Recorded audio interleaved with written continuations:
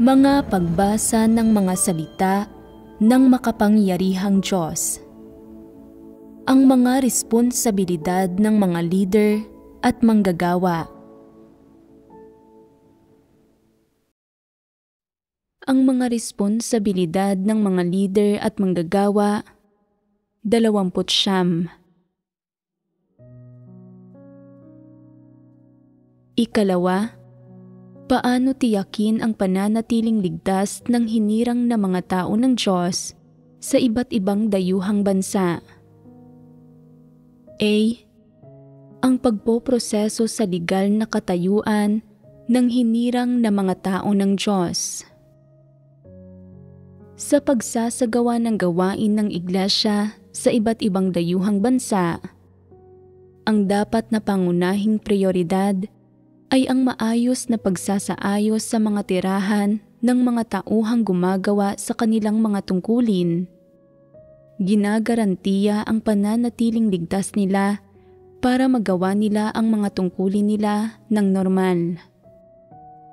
Ang isa pang mahalagang usapin ay ang pangangasiwa sa isyu ng legal na katayuan na dapat asikasuhin sa sandaling dumating ang hinirang na mga tao ng Diyos sa isang bagong bansa. Kung walang legal na katayuan o kung hindi lehitimo ang kanilang katayuan, palaging may panganib ng deportasyon kahit gaano pa kaganda ang kapaligiran nilang pinaninirahan. Ang mga individual na ang katayuan ay hindi lehitimo ay itinuturing na mga ilegal na residente at ang pananatiling ligtas ng mga taong ito ay nasa panganib. Kung hindi matitiyak ang pananatiling ligtas nila, hindi nila magagawa ang mga tungkulin nila ng matagal. Sa makatwid, sa mga dayuhang bansa, ang pagsasaayos ng maayos na tirahan para sa mga tauhang gumagawa ng mga tungkulin nila ay ang pangunahing gampanin para sa mga leader at manggagawa. Kapag naisaayos na ng maayos ang tirahan nila, ang susunod na hakbang ay ang pagsasaayos na masimulan nila ang pagpoproseso ng kanilang legal na katayuan. Sa anumang bansa, kahit papaano, ang layon sa pagpoproseso ng legal na katayuan ay dapat na para bigyang daan ang mga kapatid na manirahan doon ng legal. Isa rin itong mahalagang item ng gawain sa pagtitiyak sa pananatiling ligtas ng mahahalagang tauhan sa gawain. Para makamit ang legal na paninirahan, ang unang kinakailangan ay na dapat na maging legal ang katayuan nila. Hindi sila maaaring ilegal na manirahan sa isang lugar. Dapat gawin ng mga leader at manggagawa ang lahat ng makakaya nila para isaayos ang mga tirahan para sa mga kapatid, alinsunod sa mga regulasyon ng pamahalaan para sa legal na paninirahan. Ang mga leader at manggagawa ay maaaring direktang makilahok sa gawaing ito ng paghahanap ng tirahan o subaybayan ito.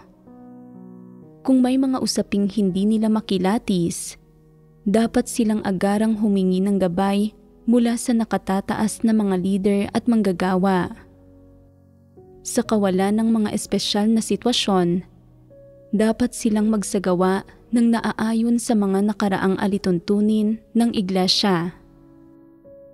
Dapat ding mag-usisa ang mga leader at manggagawa paminsan-minsan at kung malalaman nila na may isang tao na may mga issue sa kanyang legal na katayuan o anumang espesyal na sitwasyon, dapat silang magsaayos para malutas ng mga tauhang nangangasiwa sa mga panlabas na usapin ang mga issue sa pagpoproseso para sa legal na katayuan ng hinirang na mga tao ng Diyos.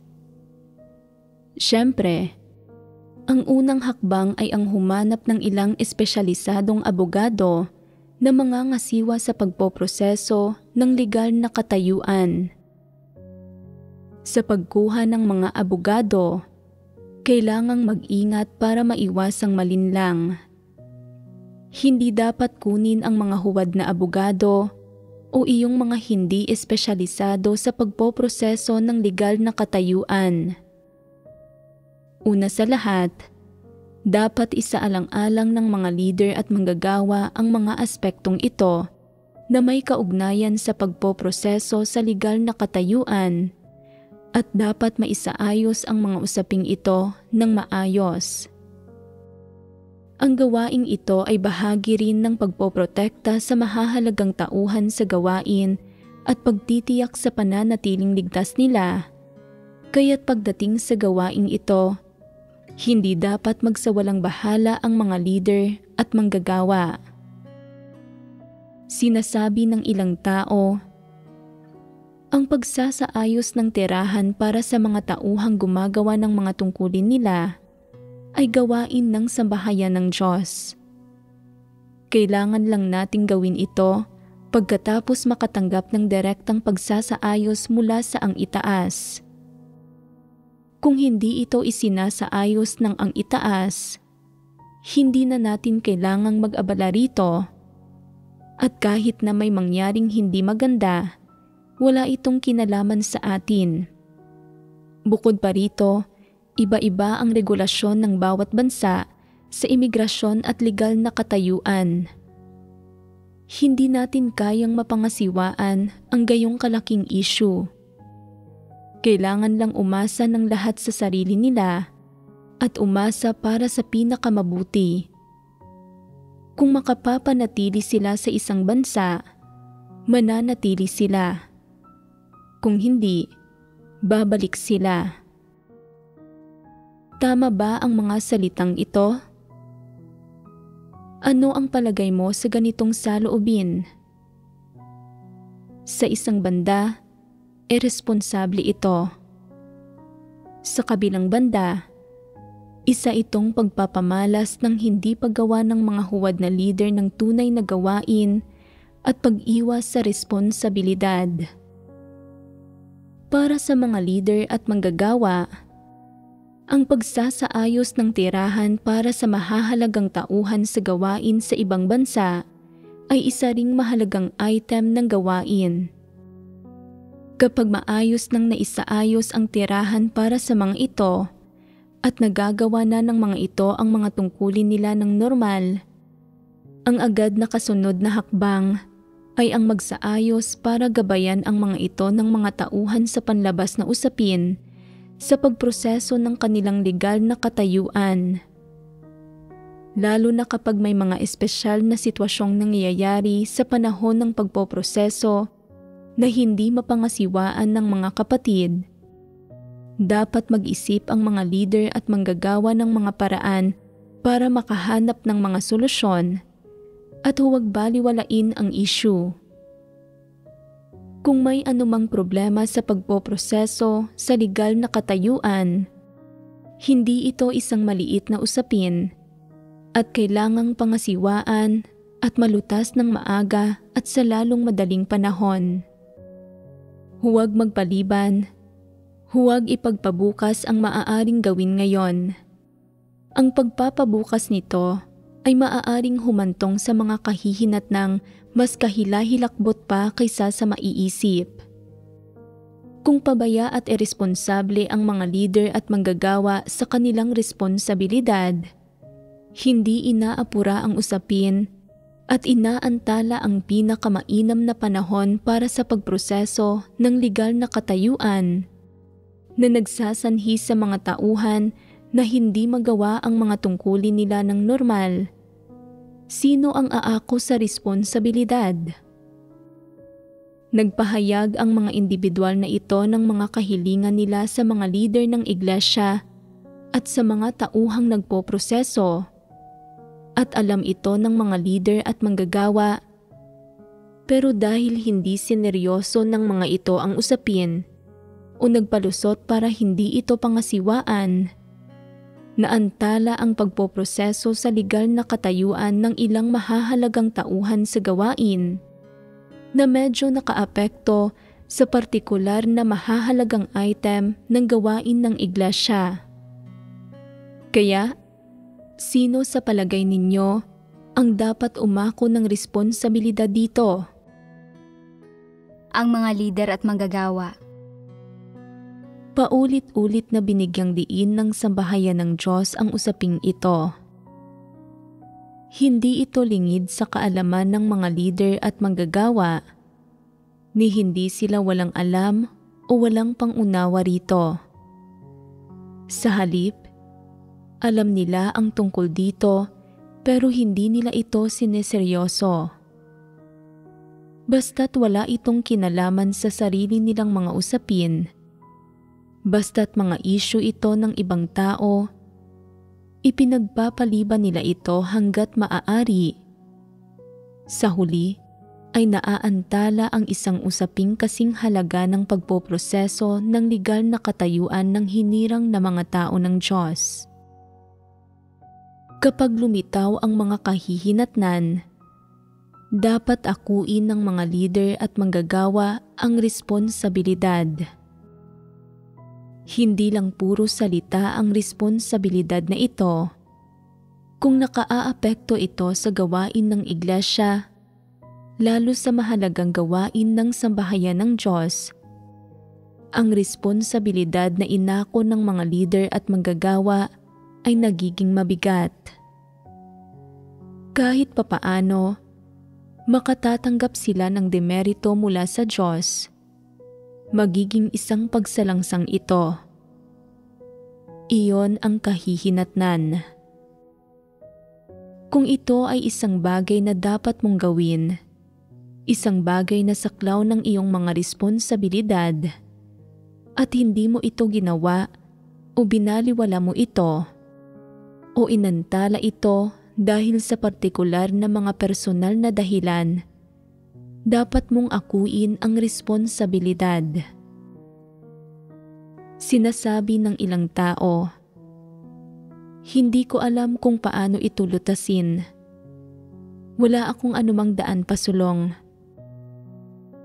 Pero sineryoso mo ba ito at humingi ka ba ng gabay mula sa mga nakatataas na leader at manggagawa sa unang pagkakataon?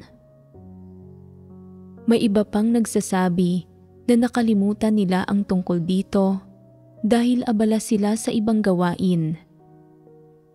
Kahit pa totoong nakalimutan nila ito dahil sa pagiging abala, paanong patuloy silang nakalilimot matapos paulit-ulit na binanggit at pinaalala sa kanila ang issue? Anong problema ang ipinahihiwatig nito? Ang katunayang kaya nilang makalimutan ang gayong kahalagang bagay ay nagpapakita na wala silang pagpapahalaga sa responsibilidad at hindi sila mapagkakatiwalaan. Kaya mong kalimutan ang isang bagay na kasing halaga ng pagpoproseso sa legal na katayuan ng hinirang na mga tao ng Diyos. Makalilimutan mo ba ang pagpoproseso ng sarili mong legal na katayuan? Kung hindi mo makalilimutan ang iyong mga sariling usapin, pero makalilimutan ang sa iba, pinatutunayan nitong may mahinang karakter ka, walang pagmamahal, at makasarili at mababang uri. Natapos mo na ang pagpoproseso sa sarili mong legal na katayuan, pero tinatrato mo ang pagpoproseso sa legal na katayuan ng mga kapatid bilang isang karaniwan at walang kwentang usapin, o ganap mo pa nga itong binabaliwala, at sa huli ay naaantala ang pagpoproseso ng legal na katayuan nila, ang mahalagang usaping ito. Maaako mo ba ang responsibilidad na iyon? Hindi ba't ang gayong mga leader at manggagawa ay lubos na walang konsensya at katwiran? Napakamakasarili at napakababa nila. Inaalala lang nila ang sarili nila at binabaliwala ang iba. Anong problema ang ipinahihiwatig nito? Hindi ba't mga huwad na leader sila? Sa gayon ay ganap na nalantad ang diwa ng problema nila. Ayaw lang talaga nilang asikasuhin ang pagpoproseso sa legal na katayuan ng mga kapatid. Nakaaabala ito para sa kanila. Sa puso nila, iniisip nila, ano ang kinalaman sa akin ng pagpoproseso sa legal na katayuan ng mga kapatid? Ito ang saloobin nila sa pagtrato sa usapin ng pagpoproseso sa legal na katayuan ng mga kapatid. Sa huli ay nagdudulot ng pagkaantala sa mahalagang usaping ito. Nakaaapekto sa pagganap ng tungkulin ng mga kapatid at nakaaapekto sa gawain ng iglesia. Masasabi mo bang ang gayong mga huwad na leader ay karapat-dapat na maparusahan? Dapat silang papanagutin dahil sinasadya ito. Tiyak na hindi ito isang aksidenteng pagkaantala na dulot ng mga objetibong salik. Kung may naganap na natural na sakuna, tulad ng lindol, pagbaha, o isang malaking pangyayaring pampolitika na nakaabala sa transportasyon at komunikasyon, kaya imposible na mapangasiwaan ang mga usaping ito, magiging kauna-unawa iyon. Pero kung wala naman sa mga pangyayaring ito ang naganap at nakalimutan o pinabayaan pa rin nila ang pagpoproseso sa legal na katayuan ng mga kapatid, inaantala ang gayong kahalagang bagay, ang legal na katayuan ng mga individual na ito. Ang gayong leader o manggagawa ay pabaya sa responsibilidad niya. Dapat siyang bigyan ng demerito at papanagutin. Nauunawaan mo ba? Dahil ikaw ay isang leader o manggagawa, may responsibilidad kang gawin ang gawaing dapat mong gawin. Para sa lahat ng nasa loob ng saklaw ng iyong responsibilidad, dapat mong maayos na pangasiwaan at tapusin ito nang naaayon sa mga kinakailangan ng sambahayan ng Diyos. Pero kung sadya mong iiwasan ang paggawa nito o aantalahin mo ito, pagpapabaya ito sa iyong responsibilidad at ang pagpapabayang ito ay isang pagsalangsang. Kung sadya mong aantalahin ang isang usapin at hindi ito pangangasiwaan, ang kabiguan mo ay magiging isang pagsalangsang kalaunan at bibigyan ka ng demerito ng Diyos. Mananagot ka sa usaping ito. Sa mga dayuhang bansa, kung may mga partikular na problema sa legal na katayuan ng hinirang na mga tao ng Diyos, o kung inireklamo o isinumbong sila ng mga kapitbahay o mga estranghero, maaari silang humarap sa panganib ng deportasyon. Maaaring mangyari din na ang ilan sa hinirang na mga tao ng Diyos sa mga dayuhang bansa ay detinihin at parusahan o arestuhin at ikulong ng mga pamahalaan ng partikular na mga bansa batay sa mga gawa-gawang paratang. Anuman ang sitwasyon, kapag nalaman ng mga leader at manggagawa ang tungkol dito, hindi sila dapat umasta na parang mga pagong na nagkukubli sa loob ng talukab nila. Dapat nilang pangasiwaan ang usaping ito sa unang pagkakataon na may pinakapangunahing layon na tiyakin ang pananatiling ligtas ng mga kapatid. Hindi sila pinahihintulutang mapasakamay ng masasamang tao. Kung ang tungkol sa pagsasaayos ng gawain ng iglesia lang ang inaalala ng mga leader at manggagawa, pero binabaliwala ang usapin ng pagpoproseso sa legal na katayuan ng mga kapatid na nagreresulta sa pagkaaresto o deportasyon sa mga kapatid dahil sa kawalan ng legal na katayuan. Anong mga kahihinatnan ito? Hindi ba't sinira ng gayong mga leader at manggagawa ang pagkakataon ng mga kapatid na magawa ang tungkulin nila? Hindi ba't direkta nitong naaapektuhan ang gawain ng iglesia? Kung gayon, ang kalikasan ng problemang ito ay napakaseryoso. Kung hindi pa napangangasiwaan ng mga leader at manggagawa ang usaping ito dati, maaari silang humanap sa mga kapatid ng isang taong bihasa sa pangangasiwa sa mga panlabas na usapin para kumonsulta sa isang abogado para mangasiwa sa usaping ito. Nagsisikap na makamit ang layong maprotektahan ang mga kapatid at maprotektahan ang pananatiling ligtas ng mahahalagang tauhan sa gawain. Isa rin itong mahalagang item ng gawain na dapat gampanan ng mga leader at manggagawa sa ibang bansa. Ang mga lokal na leader at manggagawa ay dapat na magkusa sa pag-aasikaso sa usaping ito. Bukod sa pagprotekta sa pananatiling ligtas ng mga lokal na kapatid, higit nilang dapat protektahan ang pananatiling ligtas ng mga dayuhang kapatid. Sa ganitong paraan lang magkakaroon ng katiyakan ang gawain ng iglesia. Ito ang responsibilidad na dapat tuparin ng mga leader at manggagawa sa bawat bansa para sa mga lokal na kapatid at sa mga dayuhan na mahahalagang tauhan sa gawain. Hindi sila dapat manatiling walang ginagawa. Sinasabi ng ilang leader at manggagawa, sila ay mga dayuhang kapatid at hindi kami pamilyar sa kanila.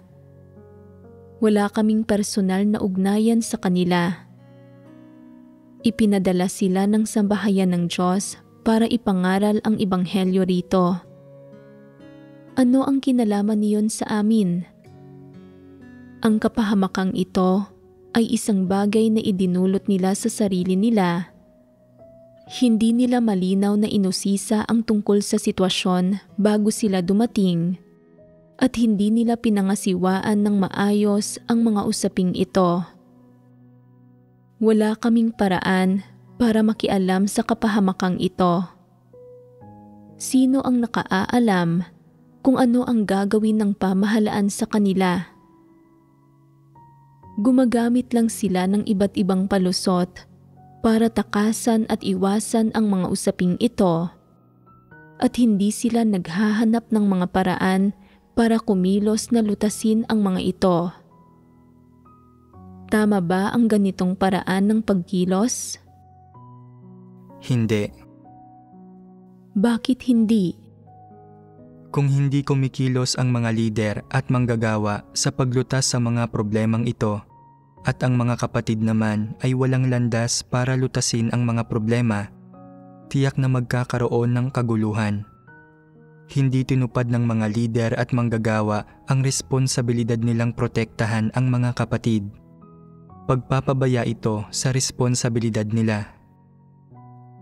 Ang tungkulin ng mga leader at manggagawa ay tuparin ang bawat responsibilidad na dapat tuparin ng mga leader at manggagawa sa sambahayan ng Diyos. Ang saklaw ng sambahayan ng Diyos ay hindi limitado sa lokalidad, lokal na rehiyon o isang partikular na bansa. Ang sambahayan ng Diyos ay walang pambansang hangganan, walang rehiyonal na mga limitasyon.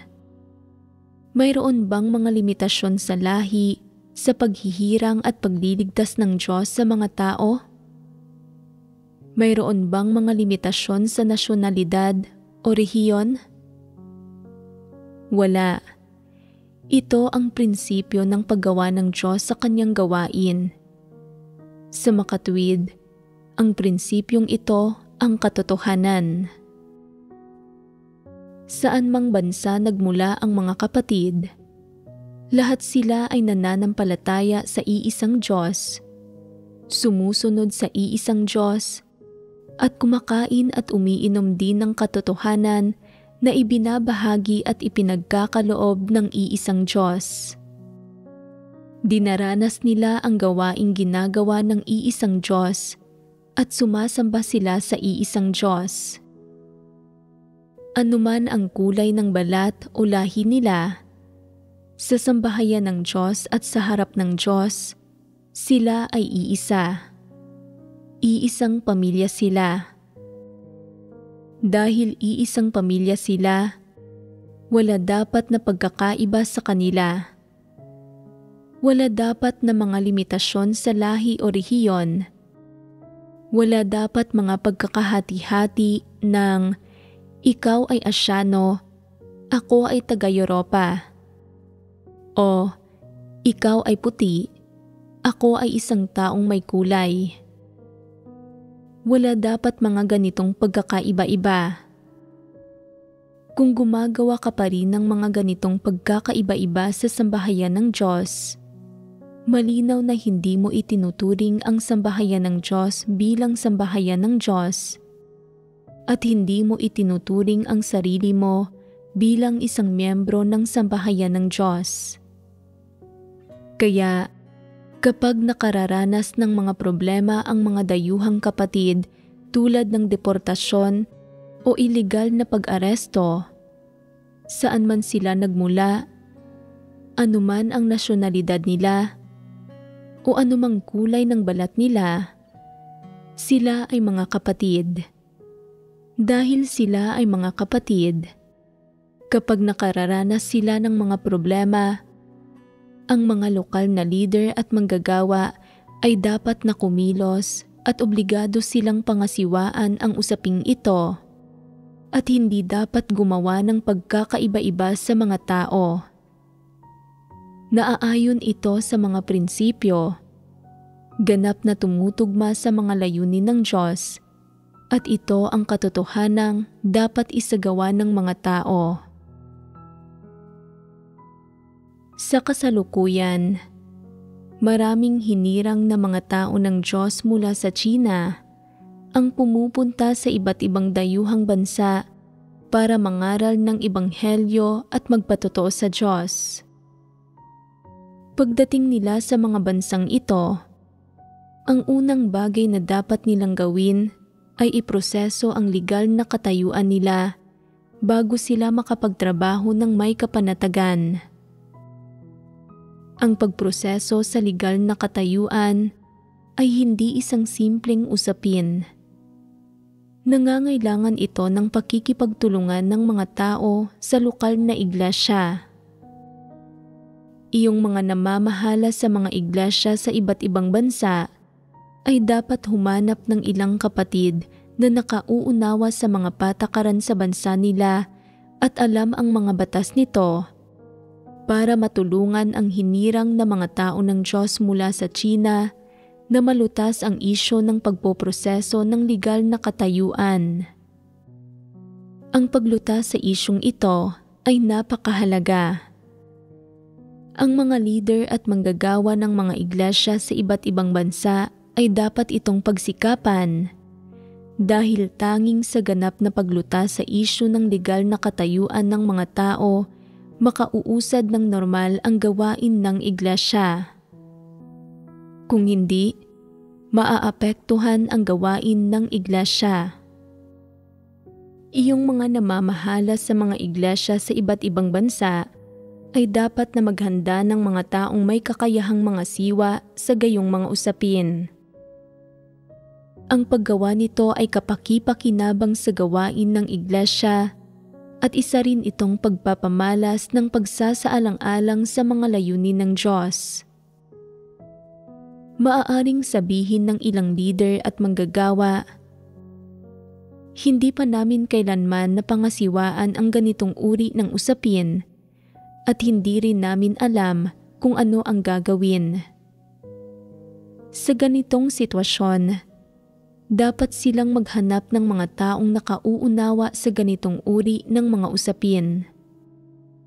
Sa hinirang na mga tao ng Diyos sa bawat bansa, mayroong may mga pinag-aralan at kaalaman at mayroon din iyong mga nakauunawa sa mga pambansang batas at patakaran. Para sa kanila, ang pangangasiwa sa mga usaping ito ay nangangailangan lang ng kaunting konsultasyon para makahanap ng isang landas. Hindi ba't ganoon iyon?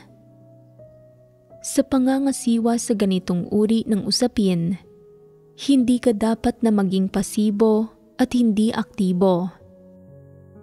Kung hindi mo nauunawaan ang isang bagay, dapat kang humanap ng abogado na makukonsulta. Basta't makahahanap ng kaukulang uri ng abogado, natural na magkakaroon ng isang landas.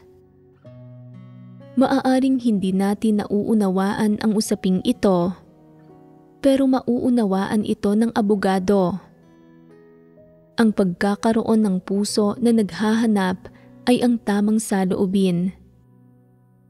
Ang pagkakaroon ng isang pusong naghahanap ay isang pagpapamalas ng pagkakaroon ng pagpapahalaga sa responsibilidad. Kung may lalabas na partikular na mga paghihirap, dapat kang manalangin, maghanap at makipagbahaginan ng may iisang puso at isipan, at pagkatapos mahanap ang mga prinsipyo at landas para malutas ang problema, dapat ganap mong lutasin ito. Sa ganoong paraan lang maayos na makauusad ang gawain ng iglesia. Kapag natutuklasan ang isang problema, kaya ng mga leader at manggagawa na kaagad na malaman ang tungkol dito, subaybayan ito at lutasin ito. Hindi ba't mga responsabling leader at manggagawa sila? Ang gayong mga leader at manggagawa ay hindi lang may pagpapahalaga sa responsibilidad, kundi kaya ring kaagad na lutasin ang mga problema, na ibig sabihin ay may pag-asa silang maging mga leader at manggagawa na pasok sa pamantayan. Gaano man kalalim ang pag-unawa nila sa katotohanan, kung tutuon sila sa paglutas ng mga problema, makagagawa sila ng tunay na gawain. Kahit papaano, mababawasan nila ang magagawa nilang pagkakamali o hindi sila magkamali. At kahit na makagawa pa sila ng ilang pagkakamali, kaya nilang kaagad na itama ang mga ito para mabawi ang ilang kawalan. Sa huli ay makakamit ang layon ng pangangalaga sa gawain ng sambahayan ng Diyos. Sa palagay ba ninyo ay mahirap tuparin ang responsibilidad na ito? Sa katunayan, hindi ito mahirap. Nakasalalay ito sa kung ang mga tao ay may katapatan sa paggawa ng tungkulin nila at kung matutupad nila ang responsibilidad nila sa kanilang gawain. Kailangan mo lang na medyo pag-isipan ito, gumugol ng kaunting oras at mamuhunan ng kaunting lakas. Hindi kinakailangang gumastos ka ng pera o humarap sa anumang panganib. Kailangan mo lang na manguna para tumulong na lutasin ang mga problema at pangasiwaan ang mga usapin ng maayos. At sa ganitong paraan, maaari kang maging pasok sa pamantayan.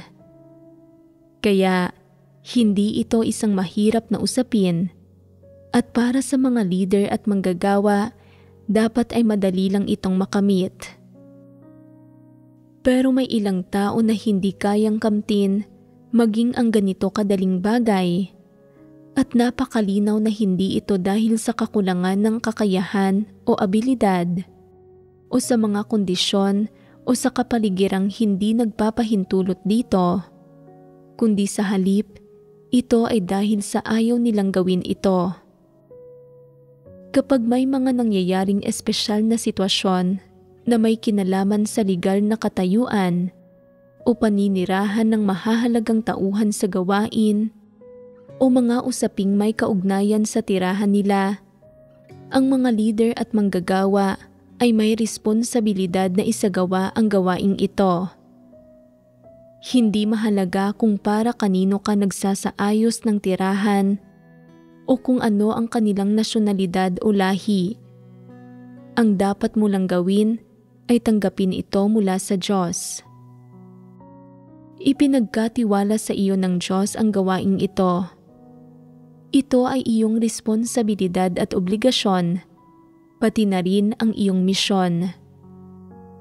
Ang gawaing ito na tinatanggap mo ay nagmumula sa Diyos, hindi mula sa sino mang tao, kaya hindi mo dapat alalahanin kung sino ang mga taong ito na isinasaayos mo ang tirahan.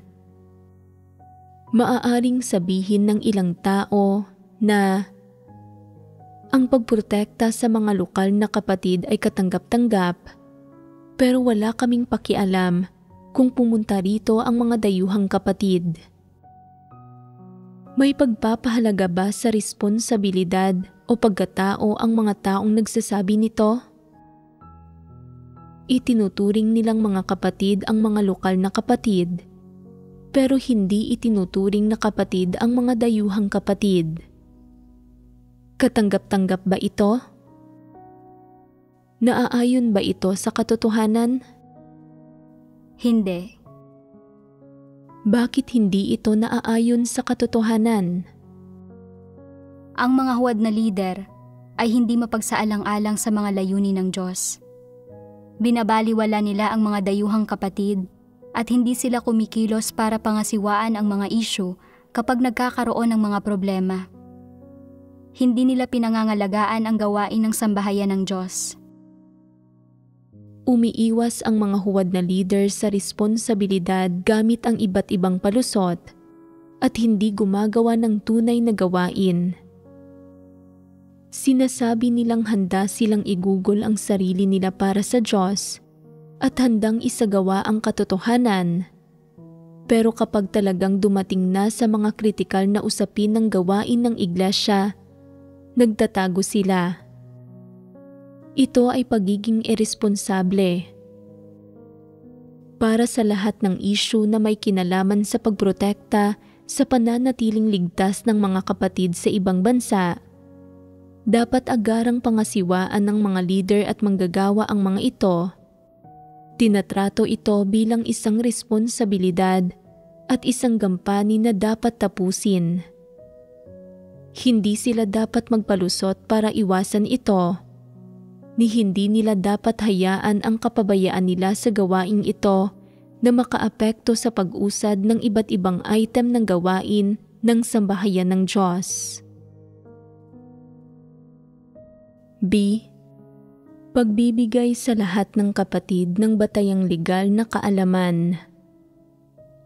Anong iba pang aspekto ng gawaing may kinalaman sa pananatiling ligtas ng mga kapatid sa ibang bansa ang naiisip ninyo? Dapat magbigay ang mga leader at manggagawa ng batayang legal na kaalaman at pag-unawa sa iba't ibang regulasyon ng pamahalaan sa lahat ng kapatid. Dapat nilang pag-aralan pa ang tungkol sa mga larangang ito mula sa mga lokal na kapatid sa bansang kinaroroonan nila, tulad ng mga pulisiya sa imigrasyon at mga pulisiyang may kinalaman sa pang-araw-araw na buhay, at pagkatapos ay organisahin ang mga kapatid para pag-aralan ang mga ito, nang sa gayon ay mahigpit silang makasunod sa mga regulasyon ng pambansang pamahalaan at makaiwas na gumawa ng anumang labag sa batas. Sa partikular, ang hinirang na mga tao ng Diyos mula sa China na napasailalim sa diktadurang pamamahala sa loob ng napakaraming taon ay walang legal na kaalaman at hindi nakauunawa sa kahalagahan ng batas. Dahil dito, kumikilos sila ng kaswal at walang ingat tulad ng mga hindi sibilisadong tao. Kapag umaalis sila para manirahan sa ibang bansa, nagmumukha silang napakamangmang at madalas na gumagawa ng mga bagay na nagpapakita ng kawalan ng pag-unawa sa mga alituntunin. Halimbawa, sa ilang kanluraning demokratikong bansa, mahusay na pinamamahalaan ang kaayusang panlipunan. May mga regulasyong nagbabawal sa ingay mula alas 10 ng gabi hanggang alas 8 ng umaga. Hindi pinahihintulutan ang mga tunog tulad ng pagtahol ng mga aso o ingay mula sa makinarya sa konstruksyon. Kung may sino mang lumabag sa mga regulasyong ito at iniulat, pangangasiwaan ito ng pulisya. Sa mainland China, walang sino mang namamahala sa mga usaping ito. Saan mang may naninirahang mga tao, magiging walang habas na maingay rito, na may malalakas na tunog ng musika, sayawan, inuman, at pagdiriwang, at walang nakikialam. Kung may sino mang nagtatangka na gumawa ng anuman, maaari silang gantihan, kaya walang magawa ang mga Tsino kundi ang tiisin ito. Iba sa mga kanluraning bansa, lahat ay protektado ng batas. Kung madalas tumahol ang aso mo sa kalagitnaan ng gabi, nakaiistorbo sa pahinga ng mga kapitbahay mo, magrereklamo sila laban sa iyo. Ang ginagawa mo ay nakaaapekto sa normal na pamumuhay ng iba. Nalabag mo ang mga legal na regulasyon. Lehitimo para sa kanila na gamitin ang batas bilang sandata para magreklamo laban sa iyo. May mga tao ring nagpapatuloy sa gawaing konstruksyon hanggang alas 11 o alas 12 ng gabi, nakaaapekto sa pahinga ng mga kapitbahay nila at nagreresulta sa mga reklamo. Pagkatapos ay dumarating ang pulisya para pagmultahin at bigyang babala sila na huwag mag-ingay sa mga itinalagang oras. May ilang tao na wala pang ang kamalayan sa kalinisang pangkapaligiran, nagkakalat at nag-iiwan ng basurang nakakalat sa mga lansangan. Partikular na maayos sa mga kanluraning demokratikong bansa. May mga takdang oras ang mga residente para sa pagtatapon ng basura at dumarating ang mga truck ng basura sa mga nakatakdang araw para kolektahin ito. Matapos ang koleksyon, nananatiling malinis ang mga lansangan.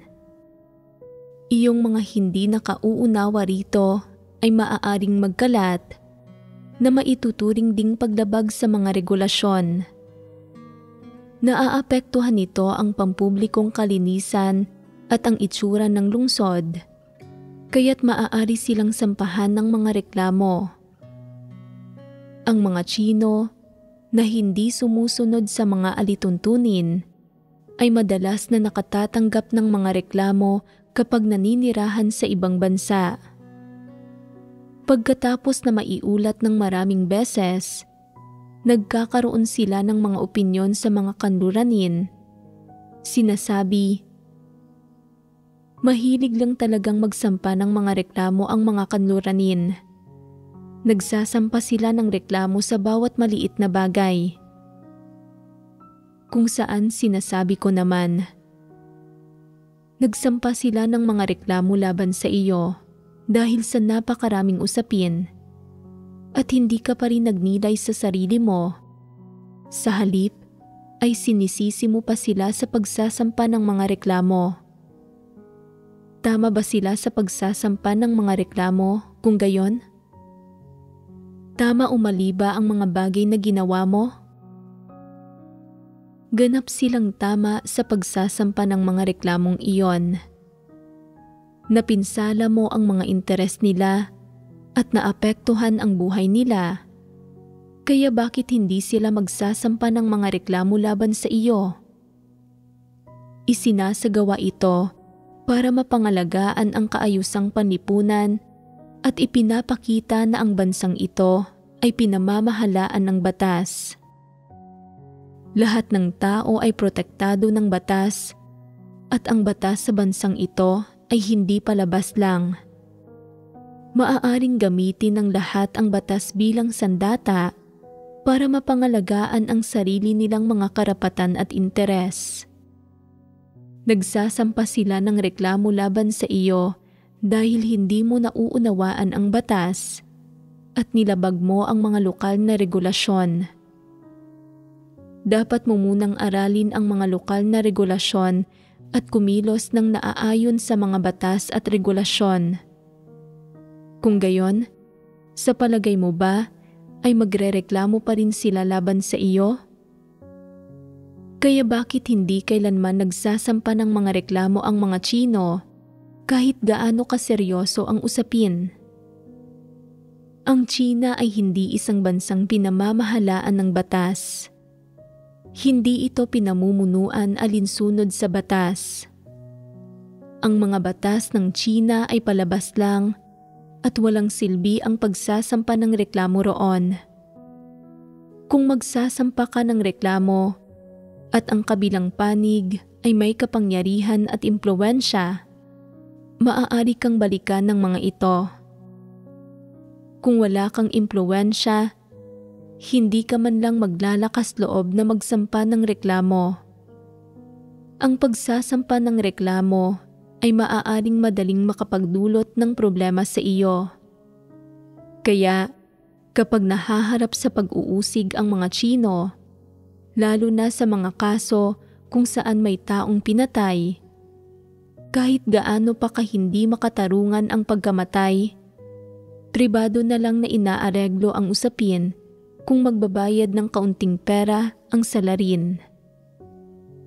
Bakit hindi nagsasampa ng kaso ang pamilya ng biktima? Alam nilang hindi sila kailanman mananalo. Magkakahalaga ito ng malaking pera, pero hindi pa rin nila makakamit ang katarungan ni hindi mapananagot ang salarin, kaya pinipili nilang huwag itong ituloy sa legal na paraan at sa halip ay aregluhin ito ng pribado. Ang mga batas ng Tsina ay palabas lang. Ang Tsina ay hindi isang bansang pinamumunuan ng batas at walang lugar para sa paghahanap ng katarungan. Walang saysay ang pagsasampa ng kaso. Kaya't anuman ang mga iligal na sitwasyong nararanasan ng mga Tsino, hindi sila naglalakas loob na magsampa ng mga reklamo. Ito ay dahil ang Partido Komunista ay walang ginawa kundi ang gumawa ng masasamang gawa, walang katwiran at hindi namumuno ng naaayon sa batas. Sa Tsina, basta't isa kang ordinaryong tao, gaano man kaseryoso ang isyong kinahaharap mo, hindi ito itinuturing na isang mahalagang usapin ng Partido Komunista. Walang sino mang mag-aasikaso nito. Ang mga bagay tulad ng pag-abala sa pahinga ng iba o maging ang mga kaso ng pang-uumit, pagnanakaw at panloloob ay sadyang hindi itinuturing na mga isyu ng Partido Komunista. Gayunpaman, iba ito sa mga kanluraning bansa. Ang kanluran ay may sistemang demokratiko at isa itong lipunang pinamumunuan ng batas. Basta't naapektuhan ang pahinga ng isang tao, may maisasampang reklamo at darating ang pulisya para siyasatin at pangasiwaan ang usapin.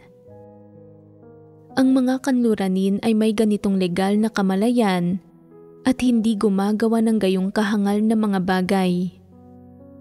Iyong mga nanggagaling lang sa ibang bansa at hindi nakauunawa sa mga alituntunin ang gumagawa ng mga hangal na bagay na ito.